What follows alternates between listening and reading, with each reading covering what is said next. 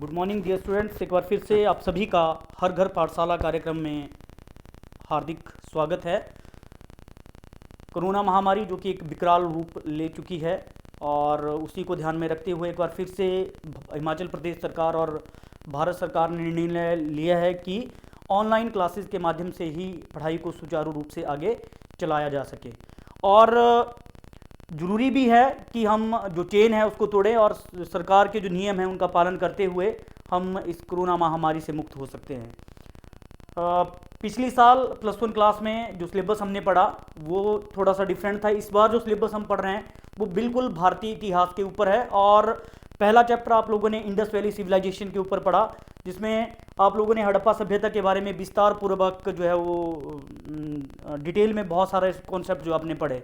इस बार जो आप लोगों को इतिहास है पूरा का पूरा भारतीय इतिहास है और यहाँ से कॉम्पिटिटिव एग्जामिनेशन में बहुत सारे प्रश्न पूछे जाते हैं जो आप लोग +2 के बाद बहुत सारे एग्जामिनेशन में अपीयर होंगे, वहाँ पे भी बहुत सारे प्रश्न आप लोगों से पूछे जाएंगे। और ये सेकंड चैप्टर में बहुत सारे टॉपिक्स हैं, बहुत सारे साम्राज्य, अलग अलग साम्राज्य जिसके बारे में हम डिटेल में पढ़ेंगे। आज तो मैं केवल आप लोगों को जो सिलेबस है उसकी इंट्रोडक्शन, जो चैप्टर है सॉरी उसकी पूरी इंट्रोडक्शन आप लोगों को मैं दूंगा कि क्या क्या हम इस चैप्टर में पढ़ने जा रहे हैं। बहुत बड़ा चैप्टर है, बहुत सारे साम्राज्य, अलग अलग साम्राज्य इसमें हैं और बहुत सारे प्रश्न इस चैप्टर से एग्जामिनेशन में आते हैं। तो जरूरी जितने भी प्रश्न हैं वो भी हम डिस्कस करेंगे इस चैप्टर में, लेकिन आज केवल इंट्रोडक्शन हम जो है करने जा रहे हैं, क्योंकि हिमाचल प्रदेश में बहुत सारे स्कूलों में जो टीचर्स इतिहास के पढ़ाते हैं वो मनजीत सिंह सोढ़ी की बुक जो है वो फॉलो करते हैं। तो मनजीत सिंह सोढ़ी की बुक में ये जो चैप्टर है इसका नाम है राजनीतिक और आर्थिक इतिहास, जबकि आप लोगों ने देखा कि वैसे इस चैप्टर का जो नाम है एनसीईआरटी में राजा, किसान और नगर है। तो मैंने दोनों को ध्यान में रखते हुए इसको वीडियो को प्रिपेयर किया है। तो सबसे पहले जो इसमें हम पढ़ेंगे इस टॉपिक में वो पढ़ेंगे हम महाजनपदों के बारे में, कि किस प्रकार से गांव से जनपद बने और जनपदों से फिर महाजनपद बने। महाजनपद मतलब इंडिया में प्राचीन काल में जो सबसे पहले राज्य अस्तित्व में आए वो महाजनपद थे। बौद्ध धर्म के अंगुत्तर निकाय एक ग्रंथ है, उसमें 16 महाजनपदों के बारे में जानकारी दी है। तो इस चैप्टर में हम पूरे के पूरे 16 महाजनपद पढ़ेंगे, क्योंकि आपको +2 के फाइनल एग्जामिनेशन में इन महाजनपदों की राजधानियां या महाजनपदों से जो है बहुत सारे प्रश्न पूछे जाते हैं, जैसे अंगमगध, काशी, कौशल, बज्जी, वत्स, अवंती, सूरसेन, मत्स्य, अस्मक, गंधार, कंबोज जो है ये कुल मिला के जो है 16 महाजनपद है, जिसमें 4-5 जनपद महाजनपद जो है बड़े महत्वपूर्ण हैं। मगध इन सब में सबसे ज़्यादा शक्तिशाली था 16 महाजनपदों में। तो मगध के ऊपर हम डिटेल में पढ़ेंगे। एक प्रश्न अलग से भी आता है कि मगध साम्राज्य के उत्थान के क्या कारण थे। तो 16 महाजनपदों की राजधानियां पूरी डिटेल में हम उन राजधानियों के नाम याद करेंगे, उनके जो राजा है उनके बारे में पढ़ेंगे। नोट्स मैंने बनाए हुए हैं बड़े अच्छे, आप लोगों ने कॉपीज़ के ऊपर उतारने हैं। और साथ में ही बिंबिसार और अजातशत्रु जो मगध साम्राज्य के 2 सबसे शक्तिशाली शासक रहे हैं, बिंबिसार और अजातशत्रु, इनके ऊपर भी क्वेश्चन एग्जामिनेशन में आते हैं कि बिंबिसार कौन था, अजातशत्रु कौन था। तो दोनों मगध साम्राज्य के सबसे शक्तिशाली शासक थे। दूसरा जो इसमें हम पढ़ेंगे मगध साम्राज्य, जो मैंने बात की बिंबिसार और अजातशत्रु के बारे में, तो ये प्रश्न 3-3 नंबर के एग्जामिनेशन में आते हैं। और तीसरा जो इसमें रहता है हमारा वो है मगध के उत्थान के क्या कारण थे, जो प्रश्न है उसको हम करेंगे। इसके साथ में ही हम पढ़ेंगे इस चैप्टर में जो हम पढ़ेंगे वो 600 ईस्वी पूर्व से 600 ईस्वी का इतिहास हम पढ़ेंगे, मतलब कि लगभग 12 वर्षों का इतिहास हम इस चैप्टर में पढ़ने जा रहे हैं। 1200 वर्षों का, 1200 ईयर, मतलब कि 12 शताब्दियाँ हम इस चैप्टर में पढ़ेंगे, जिसमें कि अलग अलग समय में अलग अलग साम्राज्यों के बारे में बात की गई है। जैसे महाजनपद के बाद, मगध साम्राज्य के बाद जो पहला सबसे शक्तिशाली साम्राज्य भारत में स्थापित हुआ उसका नाम था नंदवंश। नंदवंश के बारे में हम पढ़ेंगे। ये 16 महाजनपद है, इसको थोड़ा सा मैं तुम लोगों को बता दूं। 16 महाजनपदों के बारे में एक मैप के माध्यम से बताने की कोशिश करूंगा। ये 16 के 16 महाजनपद है, ठीक है। इसको हम पढ़ेंगे डिटेल में। जैसे आप देख सकते हो मगध राजगृह, इसकी राजधानी, मगध की राजधानी राजगृह थी। हालांकि इसकी दूसरी राजधानी पाटलिपुत्र भी थी, ठीक है। मल, बज्जी, उसके बाद कौशल, काशी, बस, चेंदी, अवंती, मत्स्य, सुरसेन, कुरु, इंद्रप्रस्थ। कुरु की राजधानी इंद्रप्रस्थ थी, जिसे आजकल दिल्ली कहा जाता है। चंपा, ठीक है। उसके बाद अंग की राजधानी चंपा, इधर उरली साइड, अगर आप राइट साइड को आप अगर देखोगे तो अस्मक, बिल्कुल दक्षिण भारत में अस्मक। हालांकि यहाँ पे दो तीन यहाँ दिए हुए हैं, पर सॉरी मैंने ध्यान नहीं दिया। गांधार, जिसकी राजधानी जो थी वो तक्षशिला थी। ये भी महाजनपद थे उस समय। तो इन महाजनपदों के बारे में हम डिटेल में पढ़ेंगे, लेकिन इनमें सबसे शक्तिशाली जो महाजनपद था उसका नाम था मगध महाजनपद। तो मगध महाजनपद की अगर हम बात करें, जैसे कि मैंने बोला कि बिंबिसार राजा शत्रु शक्तिशाली शासक थे। फिर इस साम्राज्य पर नंद वंश ने शासन किया, जो पहला भारत का पहला शक्तिशाली जो था वो वंश था नंद वंश। नंद वंश का शासक था महापद्म नंद। उसके बारे में हम डिटेल में पढ़ेंगे। साथ में ही हम पढ़ेंगे इस चैप्टर का और भारत का पहला सबसे शक्तिशाली साम्राज्य जो 321 ईस्वी पूर्व में अस्तित्व में आया था। 321 ईस्वी पूर्व, ठीक है। इसको हालांकि ईस्वी पूर्व और ईस्वी वाला कॉन्सेप्ट हमने +1 में भी थोड़ा सा पढ़ा था, लेकिन इस बार हम डिटेल में, अगर मुझे टाइम लगा, एक वीडियो ज़रूर मैं बना के भेजूंगा आपको ईस्वी पूर्व और ईस्वी के बीच में। आप लोगों को ऐसे जानकारी होगी कि ईस्वी पूर्व ईसा मसीह से पहले का समय, और ईसा मतलब BC, before Christ, Jesus Christ, उसको भी हम पढ़ेंगे कि उसमें डिफरेंस क्या है। एक वीडियो बना के मैं ज़रूर भेजूंगा। तो हम बात करते हैं, इसमें हम पढ़ेंगे मौर्य साम्राज्य के ऊपर। तो मौर्य साम्राज्य की स्थापना चंद्रगुप्त मौर्य ने की थी 321 ईस्वी पूर्व में, with the help of Kautilya की सहायता से उन्होंने मौर्य साम्राज्य की स्थापना की थी। तो हम पूरा डिटेल में इसमें पढ़ेंगे कि किस प्रकार से जो है वो चंद्रगुप्त मौर्य ने कौटिल्य की सहायता से मगध पर आक्रमण किया और उससे विजय प्राप्त की। फिर साथ में ही हम इसमें जो है सेल्यूकस और चंद्रगुप्त मौर्य के बीच में 305 ईस्वी पूर्व में एक युद्ध हुआ, उसके बारे में जो है पढ़ेंगे। साथ में हम पढ़ेंगे कि किस प्रकार से चंद्रगुप्त मौर्य ने 298 ईस्वी पूर्व में सिंहासन का त्याग कर दिया और जैन धर्म को अपना के वो वन में चले गया, और उसके बाद उन्होंने अपने पुत्र बिंदुसार को जो है शासक नियुक्त किया।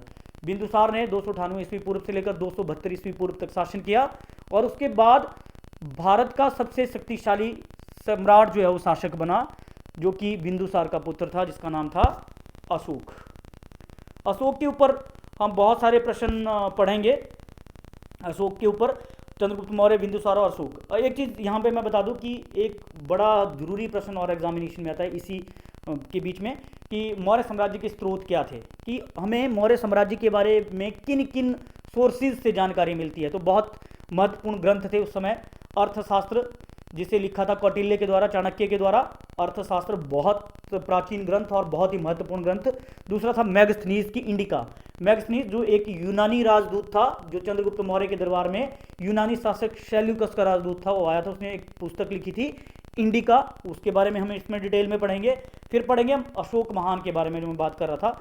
अशोक जो कि भारत का ही नहीं बल्कि विश्व के महान शासकों में से एक माना जाता है। इसके ऊपर 4-5 बड़े प्रश्न जो है एग्जामिनेशन में पूछे जाते हैं 5 मार्क्स के।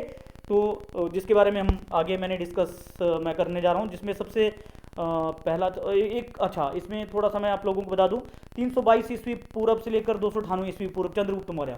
321 ईस्वी पूर्व में वैसे वो सिंहासन पर बैठा था, हालांकि 322 ईस्वी पूर्व में मगध पर अधिकार कर लिया था चंद्रगुप्त मौर्य ने, ठीक है। 298 ईस्वी पूर्व तक उसने शासन किया। 298 ईस्वी पूर्व से 272 ईस्वी पूर्व तक बिंदुसार शासक रहा। फिर अशोक ने 268 से 232 ईस्वी पूर्व, देखो यहाँ पे बिंदुसार 272 ईस्वी पूर्व तक शासक रहा। उसकी मृत्यु के पश्चात उसके जो पुत्र थे शिशम और अशोक, उनके बीच में काफ़ी लंबे समय तक उत्तराधिकार के लिए संघर्ष चलता रहा। और 269 ईस्वी पूर्व के आसपास, 268 इसमें लिखा हुआ है, लेकिन 269 ईस्वी पूर्व के आसपास जो है वो अशोक जो है वो सिंहासन पर बैठा, और उसने 232 ईस्वी पूर्व तक शासन किया। उसके बाद दशरथ, संप्रदी, सेल्यूका, लेकिन इस वंश का सब जो अंतिम शासक था उसका नाम था बृहद्रथ। बृहद्रथ, जिसकी हत्या उसके एक सेनापति जिसका नाम था पुष्यमित्र शुंग उसने की, और उसने उसी के साथ जो है मौर्य साम्राज्य का पतन हो गया, और शुंग वंश की स्थापना हुई, जिसके संस्थापक थे पुष्यमित्र शुंग, ठीक है।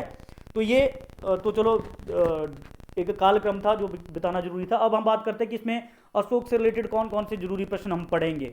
सबसे पहले अशोक तथा कलिंग युद्ध। अशोक ने अपने जीवन में केवल एक युद्ध लड़ा, कलिंग का युद्ध। उसके बाद उसने हमेशा के लिए युद्ध का त्याग कर दिया।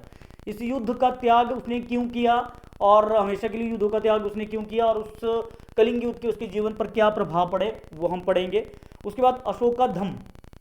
हालांकि अशोक ने कलिंग युद्ध के पश्चात बौद्ध धर्म अपनाया था, लेकिन इसके अलावा उसने एक और धर्म की स्थापना की थी जिसे अशोक का धर्म कहा जाता है। ये सभी धर्मों की जो अच्छी अच्छी बातें थी उसमें वो उसने ली थी, उसकी शिक्षाओं को हम पढ़ेंगे।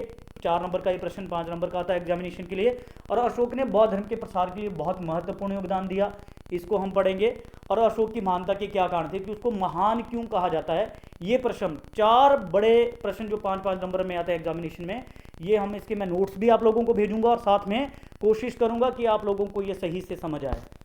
नेक्स्ट इसके बाद हम पढ़ेंगे मौर्य साम्राज्य का प्रशासनिक प्रबंध, कि मौर्य साम्राज्य का केंद्रीय और प्रशासनिक प्रबंध कैसा था। 5 नंबर का प्रश्न ये आता है। और लास्ट मौर्य साम्राज्य के पतन के कारण। तो ये बड़े प्रश्न जो ऐसे टाइप क्वेश्चन है, या फिर हम बात करते हैं कि बड़े प्रश्न जो ऐसे टाइप तो नहीं बोलेंगे इनको लॉन्ग आंसर टाइप क्वेश्चन जो है वो एग्जामिनेशन में 5-5 नंबर के आते हैं, उसके बारे में हम जो है डिटेल में इस चैप्टर में पढ़ेंगे। नेक्स्ट जो इसमें छोटे छोटे और साम्राज्य है, जैसे सुंग वंश, सातवाहन वंश, शक साम्राज्य, कुषाण साम्राज्य। और कुषाण साम्राज्य का जो शक्तिशाली शासक था कनिष्क, उसकी सफलताओं के बारे में भी हम डिटेल में पढ़ेंगे।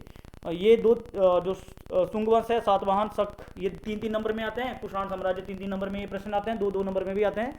लेकिन कनिष्क की विजयों और सफलताओं का वर्णन, ये प्रश्न कई बार लॉन्ग आंसर टाइप में पूछ लिया जाता है, तो उसको हम वैसे डिटेल में पढ़ेंगे। इसके बाद हम इस चैप्टर का दूसरा बड़ा साम्राज्य पढ़ने जा रहे हैं, जिसका नाम है गुप्त साम्राज्य। गुप्त साम्राज्य में भी बहुत लंबे समय तक शासन किया। एक बहुत बड़ा साम्राज्य, विशाल साम्राज्य रहा है भारत का, जिसके कालक्रम की अगर हम बात करें तो कालक्रम में आप देख सकते हो कि सबसे पहले जो गुप्त साम्राज्य की स्थापना की श्री गुप्त ने की 275 ईस्वी में, और उसके बाद घटोत्कच उसके शासक बने।